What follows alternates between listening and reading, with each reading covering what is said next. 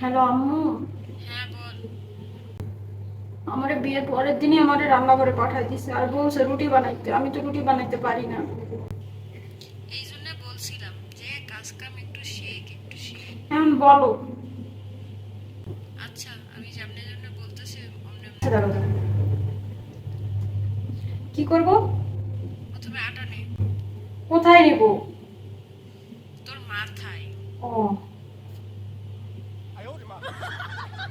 হ্যাঁ নিছি, তারপর? এখন পানি দে। কোথায় দিব? ওই আটার ভিতরে। আচ্ছা, তারপর? দেখ কিরকম লাগতেছে আটাটা। আম্মু নরম হয়ে গেছে। তাহলে একটু শুকনো আটা দে। এবার শক্ত একবারে। আর একটু পানি দে। এবার হাত দিয়ে দিস। এবার একটু ঠিকঠাক আছে। ছবি তুলে দেয়, আমি দেখি। আচ্ছা, দাঁড়াও।